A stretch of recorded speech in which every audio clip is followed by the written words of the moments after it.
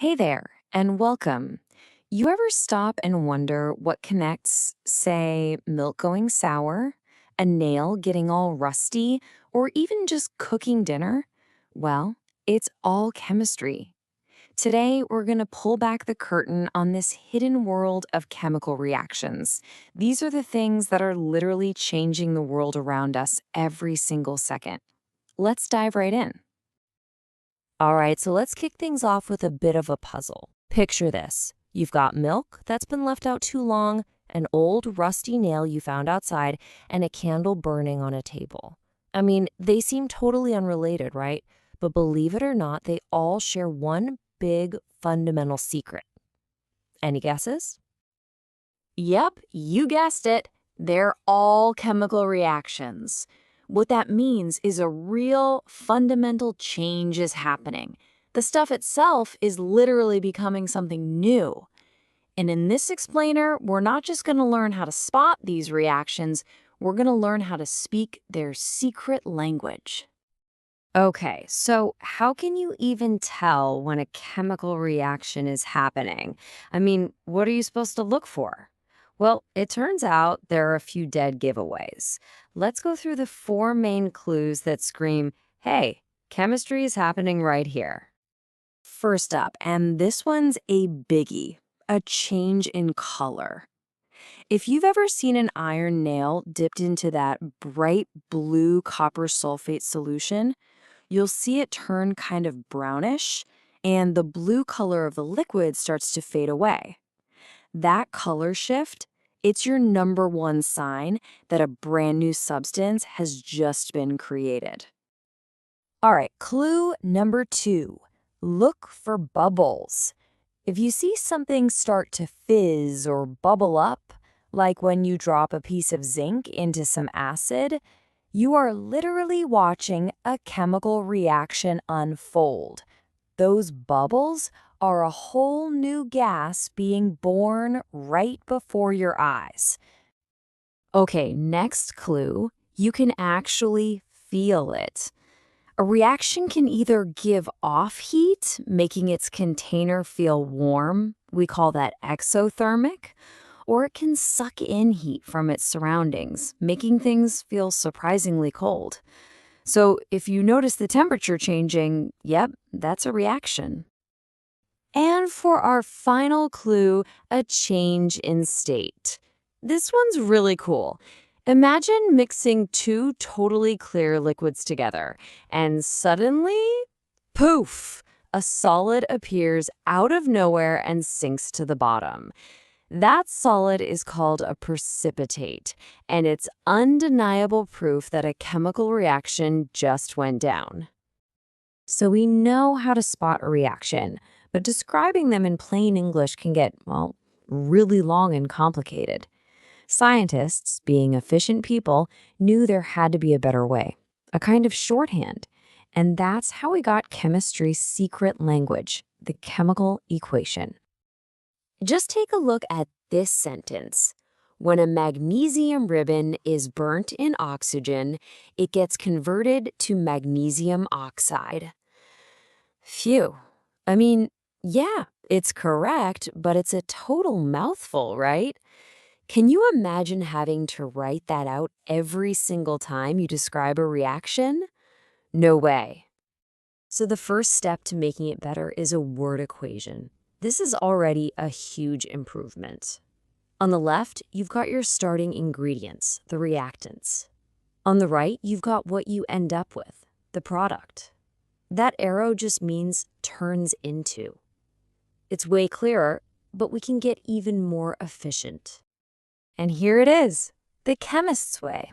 We swap out the words for the official chemical symbols.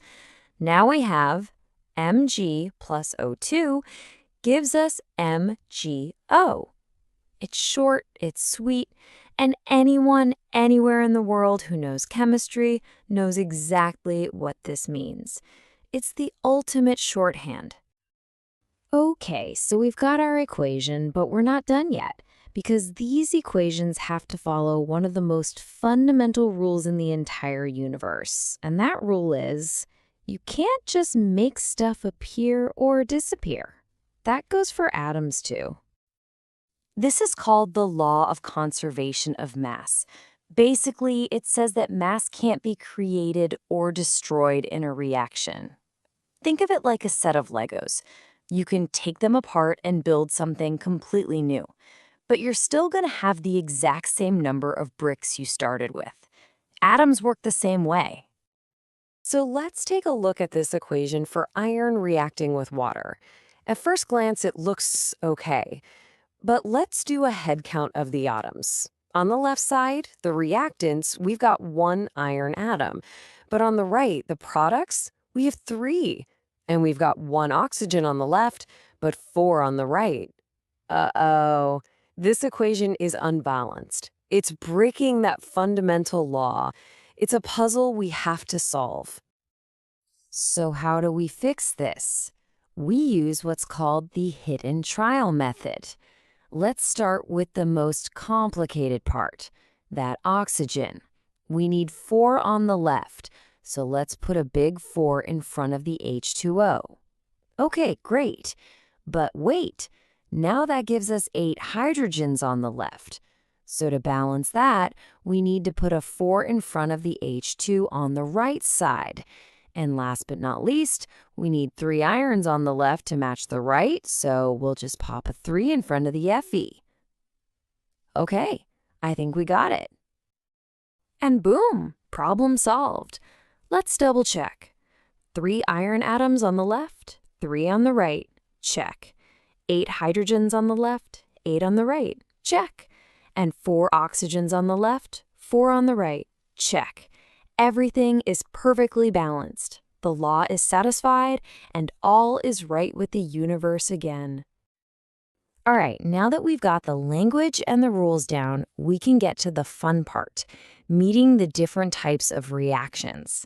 You can think of them as having different personalities or belonging to different families, all based on how those atoms decide to shuffle around.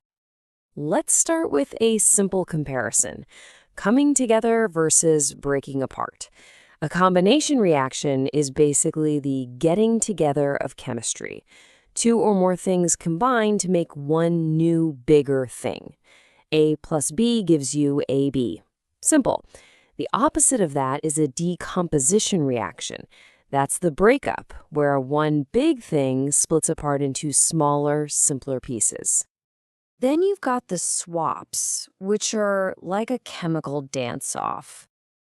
In a displacement reaction, one more, let's say, eager element comes in and cuts in on a couple, kicking the less reactive one out. It's a simple partner swap. But in a double displacement reaction, it's like 2 couples on the dance floor deciding to swap partners at the same time. Everybody gets a new partner. So let's bring all this theory back home.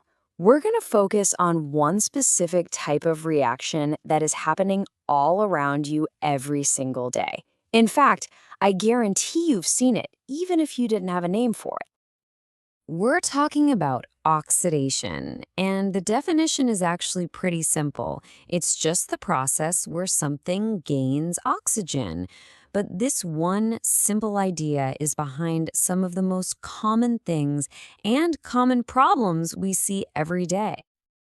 And here's where it all clicks into place. Remember that rusty nail from the beginning? That's corrosion. It's just iron oxidizing. The black tarnish on old silver? Same deal. And how about when your potato chips go stale and taste awful?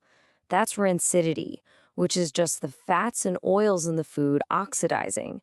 And that's exactly why chip bags are pumped full of nitrogen, to push all the oxygen out and stop that reaction from happening.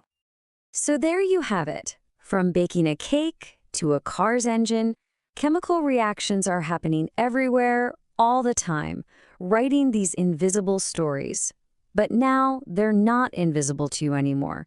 You know the signs, you know the language, and you know the rules. So the only question left is, what chemical story is happening right in front of you right now?